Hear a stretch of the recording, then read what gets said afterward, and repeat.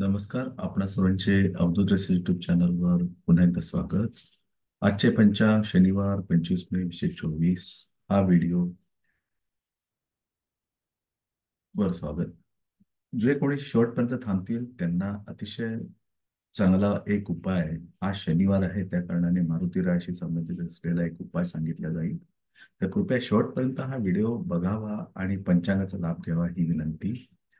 ज्यांचा वाढदिवस आहे त्यांना वाढदिवसाच्या हार्दिक शुभेच्छा. तुमच्या वाढदिवसाचे सुखदायक क्षण तुम्हाला सदैव आनंददायी ठेवत राहो आणि या दिवसाच्या अनमोल आठवणी सदैव उद्यात तुमच्या ठेवत राहो.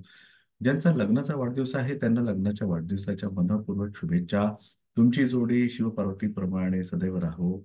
पंचांग म्हणजे काय तर वार तिथी नक्षत्र योग व करण सूर्योदय सूर्यास्त चंद्रोदय चंद्रास्त याबाबत माहिती शुभ वेळ ठरविण्यासाठी धार्मिक समारंभ आयोजित करण्यासाठी पंचांग एक मार्गदर्शक म्हणून काम करते. वैयक्तिक आणि सामुदायिक हेतूसाठी व्यक्ती ज्योतिष्य पुजारी आणि धार्मिक संस्थान यांचा मोठ्या प्रमाणात सल्ला घेतला जातो. दिनांक 25 मे 2024 दिन शनिवार शक संवत 1946 क्रोधीनाम विक्रम संवत 281 पिंगल. सूर्योदय सकाळी 6 वाजून 1 मिनिटांनी तर सूर्यास्त संध्याकाळी 7 वाजून 10 मिनिटांनी. चंद्रोदय रात्री 9 वाजून 7 मिनिटांनी तर चंद्रास्त सकाळी 7 वाजून 9 मिनिटांनी. मास वैशाख पक्ष शुक्ल तिथी द्वितीया 6 वाजून 58 मिनिटापर्यंत संध्याकाळी, त्यानंतर तृतीया तिथी चालू होते. नक्षत्र ज्येष्ठ सकाळी 10 वाजून 36 मिनिटापर्यंत, त्यानंतर मूळ नक्षत्र चालू होतं.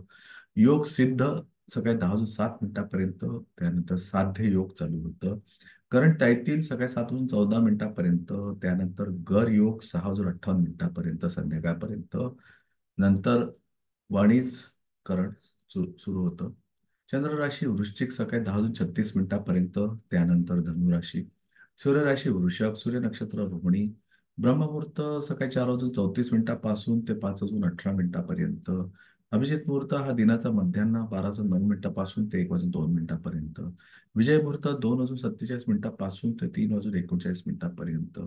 गोधुली मुहूर्त संध्याकाळी 7 वाजून 9 मिनिटापासून ते 7 वाजून 31 मिनिटापर्यंत. या काळात केरकचरा घरात काढू नये, अन्यथा लक्ष्मीदेवी नाराज होऊ शकते.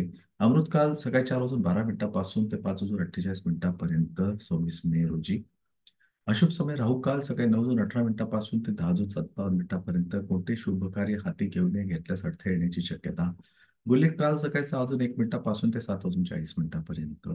यमगंड दुपारी 2 वाजून 14 मिनिटापासून ते 3 वाजून 53 मिनिटापर्यंत. ऋतू ग्रीष्म अयन उत्तरायण दिशाशूल पूर्व पूर्व दिशेला जाणे शक्यतो टाळावे, गेल्यास कामात अडथळे येण्याची शक्यता. आता मी तुम्हाला इथे शनिवार असल्या कारणाने मारुती रायांचा दिवस असल्याने मी तुम्हाला एक अत्यंत उपयुक्त असा वैदिक स्विचवर्ड देऊ चाहतो.